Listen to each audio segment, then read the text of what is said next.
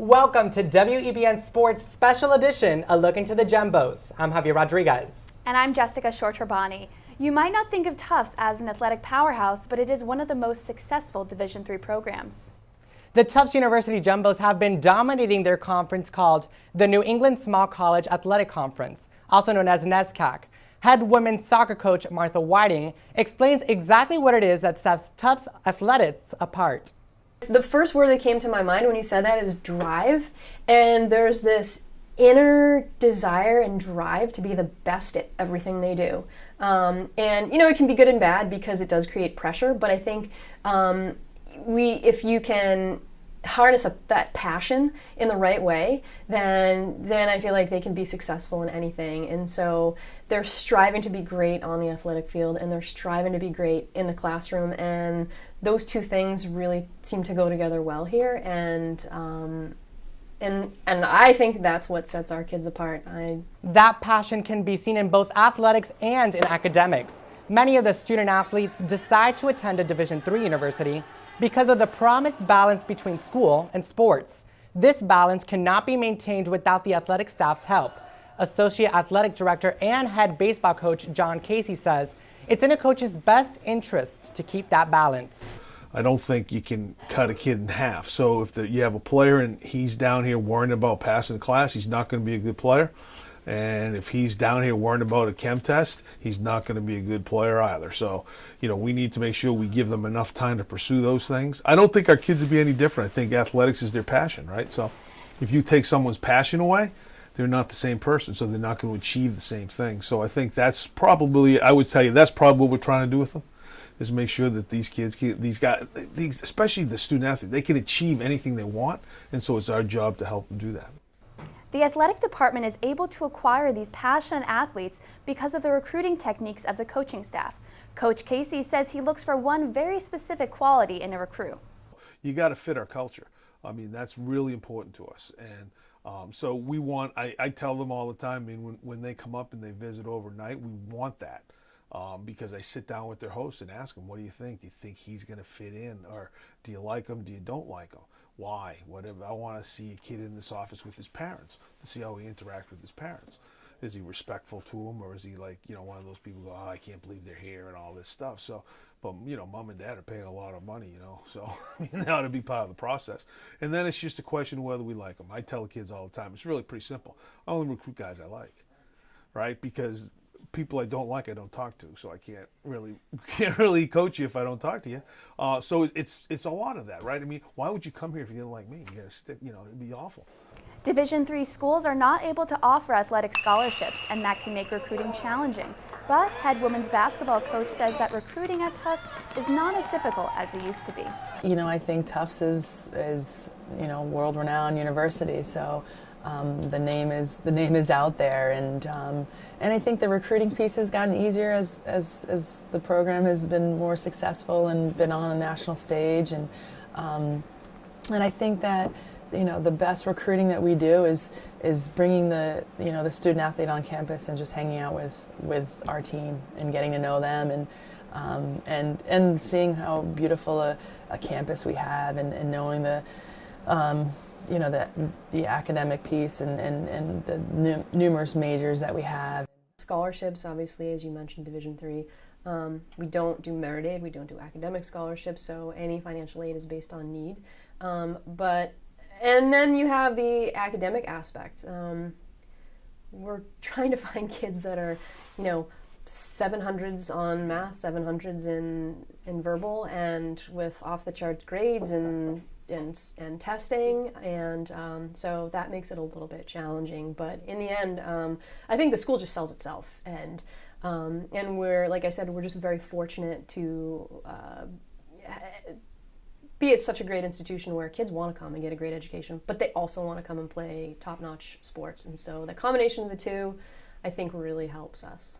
Freshman soccer player Hannah Eisenhart says, looking back on her recruiting process, she knew Tufts would give her the best of both worlds. So I had one of my friends who played in the same club for me. It was actually a senior on the team last year who graduated. So I heard about Tufts through her, and my mom played at Bowdoin, and so I knew about the NESCACs, and I knew that I wanted a small school with rigorous academics, but also a competitive soccer program.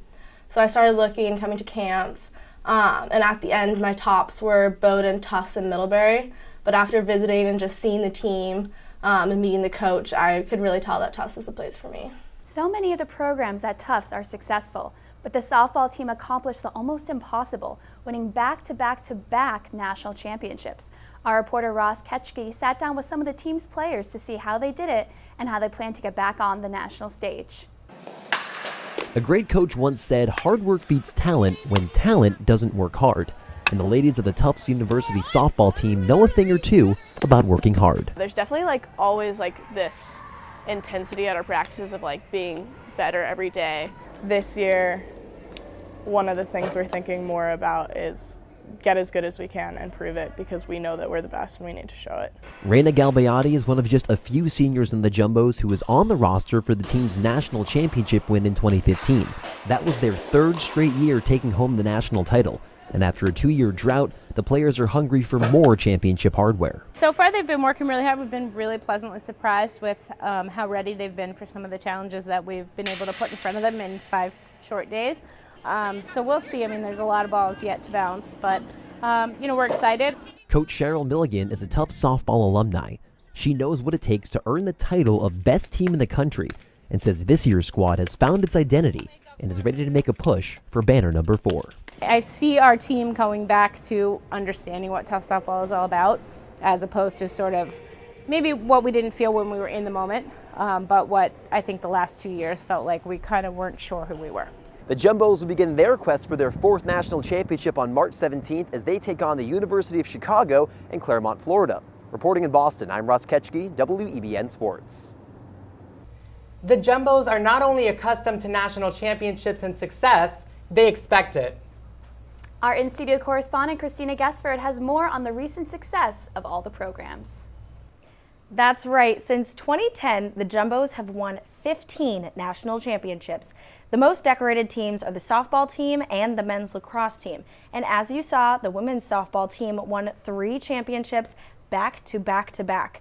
The men's lacrosse team had back-to-back national titles in 2014 and 2015. The players almost made it a three-peat, but the team lost in the championship last year. This year, the players hope to head back to the NCAAs on the back of junior Danny Murphy, who had 54 goals and 41 assists last season. 28 of those goals came in conference play. Another team with recent national titles is the men's soccer team. The players went all the way in 2014 and in 2016. This past season, the players came up short and lost to Brandeis in NCAA tournament sectional final in double overtime. Now, just because some teams at Tufts haven't won a national championship doesn't mean they're not successful.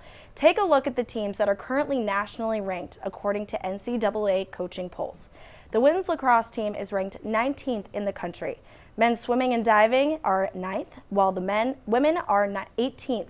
Men's indoor track and field comes in at 16th, and the women are 11th. And Tufts co-ed sailing team is ranked 15th in the world. The sailing team is the only Division I athletic program at Tufts. And the golf team hopes to add its sport to the list this year. For the first time in program history, the team has made it to the NESCAC tournament. Head coach George Pendergast and senior captain Aaron Korn spoke about the culture change that propelled this team to top 4 in its conference. It's really that in that tournament, and we had done well in other tournaments, everybody, to take a page from Belichick, did their job. When it's golf, you play 5 players and you throw out 1 score, so 4 scores count. So we have to have 4 individuals at least doing their job, scoring a number in the mid or low 70s every day, both days, and we did that. And we wound up 3rd. End of that season, Taylor and I called a players-only meeting where no coaches were allowed and it was just us. And it was sort of a gut check, and I give Taylor all the credit. He was the one that pretty much called out the people that didn't seem to be as committed, and we really haven't looked back since. I don't know exactly what was said, or maybe I just don't want to incriminate ourselves. But we've stayed close with the people that did end up taking a step back from the team, and from then on, that meeting changed the culture of our team. The spring season is here, which means men's tennis is getting ready to make up for last year's 13-7 record. Joe Jacobs is live at Tufts University, where he sat down with Coach Nick Carey and senior captain Ben Battle. If you're a Division III tennis fan, then you'll want to watch out for the Tufts Jumbos this season, as the men won 5 titles in invitational play this fall in both singles and doubles, and finished last season ranked 16th in the country. This year, Carl Greger and his squad have their sights set on the NCAA tourney. The Jumbos have some talented seniors in Battle and Zainab Ali, but will need to lean on their underclassmen for those tough doubles groupings. And the men have some time before they head up the road to MIT to take on the Engineers in their season opener, March 10th. Reporting live from the campus of Tufts University, Joe Jacobs, WEBN Sports. Thanks, Joe. When we come back, Ali Reed is live at Tufts to tell us about a two-sport athlete and his ability to play ball and hit the books. Welcome back to WEBN Sports Special Edition, a look into the Jumbos. Ali Reed is live at Tufts, where she spoke to Christian Zazali about his time as a two-sport athlete. Now, I'm standing across the street from the Tisch Center, where I recently spoke to senior Christian Zazali, who is a student athlete here at the university, who told me what it was like to take on another sport after a devastating heartbreak. Now, Zazali is getting ready for the university's baseball season, which starts mid-March. Reporting live at Tufts, Ali Reed. Now back to you guys. Thanks, Ali. The baseball team has had its share of tough times, whether it was a close loss or an injury. But the biggest challenge these Jumbos have faced was a diagnosis of one of their pitchers. Reporter Rob Way sat down with Kevin Galasso about his difficult journey. Coaches have to schedule practices around the players' busy schedules, and it can be one of the hardest parts of their jobs. The men's tennis assistant coach, Nick Carey, says his athletes work better with a structured schedule. It's mostly on them. Just organization we try and improve on that year after year. They can just use that as something to build their schedule around because they're so used to it in the fall and spring, and they still do very well in their classes. So it's more of a stable schedule driver than anything else. As if the busy practice and class schedules weren't enough, athletes and coaches also need to work around the winter weather. I mean, if it's a really sunny day and we can get into the cages outside or onto the field outside, then that's great. But for the most part, we have our practice plan and we stick to it. And then if we get an email that we're supposed to be somewhere at a certain time, we're there. So. Our players train on their own in the springtime, and they will definitely hit up whether it's the Gantry Center or the cage or squash courts. They do tend to use the indoor facilities a lot more in the springtime than they do in the fall. Up next, see how the teams bond together, check out the new athletic building for practices, and meet the team that has made it to the Final Four 4 years in a row. Welcome back to WEBN Sports Special Edition, a look into the Jumbos. The NESCAC is a very competitive conference, and it can be tough to find good competition for non-conference games. Coach Whiting says Tufts' location makes it easy to find a competitor. One thing that we're really lucky that we're in the area that we're in, because there are so many schools around Boston, and actually some of them that are super competitive in soccer. And so as we round out our non-conference schedule, which would be, we have 4 non-conference games, which isn't a lot. We have MIT is a top 20 team, Brandeis is a top 20 team, so we get those guys on the schedule just to keep it challenging. And then we'll search for a couple of other games that are definitely competitive. But you're trying to get wins too. So I mean, any team we schedule, we feel like that's a team that we can beat. Coach Casey says that he has his team treat non-conference games just like any other. It doesn't matter to me. We're going to play hard. That's all. With certain things we do, right? We're going to play hard. We're going to show up every day, and we're going to just compete better than the teams we play. Wherever we wind up, right? So we can't control that, but we can control how we show up. I mean, the only things we ever worry about is attitude and effort. That's what's going to matter to us. When seniors are in their last semester, they can be going through a roller coaster of emotions. Many of Tufts athletes are happy with their decision to compete in sports and say it went above expectations. I remember all my friends were kind of going D1, and I came here because I thought it would be a great balance between school and athletics, and it was a lot more than I thought it was. The team was way more friendly and accepting than I thought they would be. You hear a lot of horror stories when people get to college athletics versus club than high school because it's 100 times more competitive, and it's definitely competitive here, but I think everyone's also hoping for the best. They want you to start, they want you to get better, and they want you to be, at the end of the day, playing your best field hockey at Tufts than at any other school. So it kind of lived up to the expectations plus some. I think one thing I'll definitely remember for the rest of my life will be the teammates that I was on the court with, especially the guys who were older when I was younger, the juniors and seniors when I first started. I'll never forget how much they helped me through my college experience on and off the court, and I think that those types of memories are the things that will last way longer than the specific points in a certain match against a competitive school or something like that. Many of the Jumbos say that the bond a team shares can carry them through the season and to the playoffs. Listen to some athletes and coaches as they talk about what team bonding means to them. I think a lot of it is just we are each other's friends, and it just comes with like the time we put into practice, working out, the off season. So I don't think we ever really, we do some team bonding like activities in the beginning of the year when we're all together, but I think a lot of it's just we are each other, like are each other's friend groups, are each other's support systems. So a lot of the bonding comes naturally through just being around each other. I mean, we're all just friends. We all hang out outside of practice, outside of the field. You don't have to like organize that. It just happens. These are all the guys I want to be with, so it's the guys I spend time with. I play better when I'm next to someone I actually care about than I don't really care about them, right? So coming down here should be the best 2 hours of your day because I'm excited to be around those guys, and I really genuinely like them. And you know, I always tell our guys it's really simple. The easiest person to let down is yourself because we do it a lot to each other. Hardest person to let down is someone you care about. So if a team cares about each other, they play better. They work harder. They do all that stuff.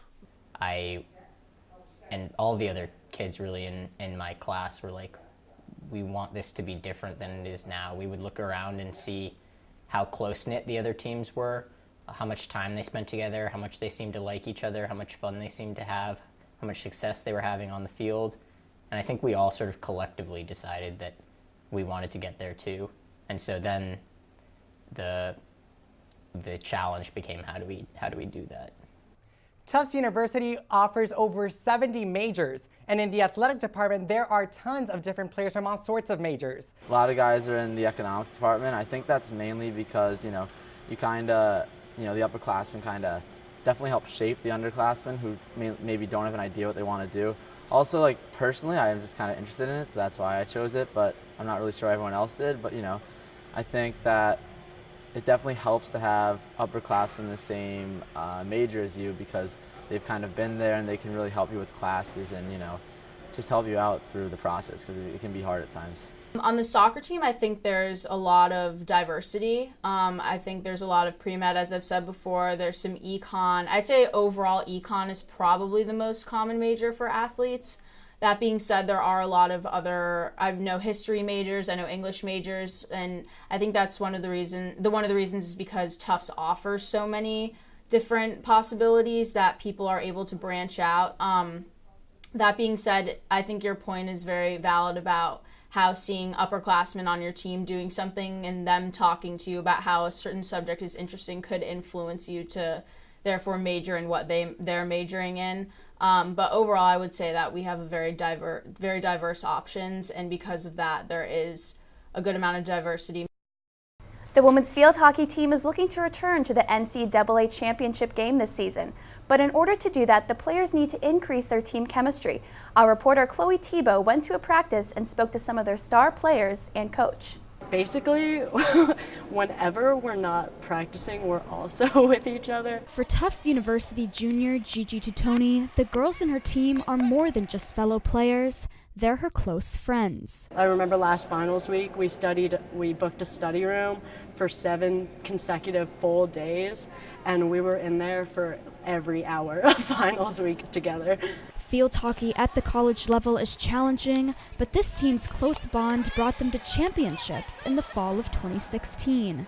After a devastating loss last year, the girls are ready to begin training to give the game their all again. We were unassuming in the fact, I think, in 2016. Like, we really were present every practice, present every game, and focused on the here and now. We were just enjoying playing and we were doing well, and it's fun to win. So when you combine all those factors, I think we really just took it a game at a time. This team already has an advantage that goes beyond skill. I realize that there's an it that you also have to have as a team, and that's more important than technicality, in my opinion. It's that team chemistry. It's knowing where your teammate's going to be even when you're not looking up, which you should be.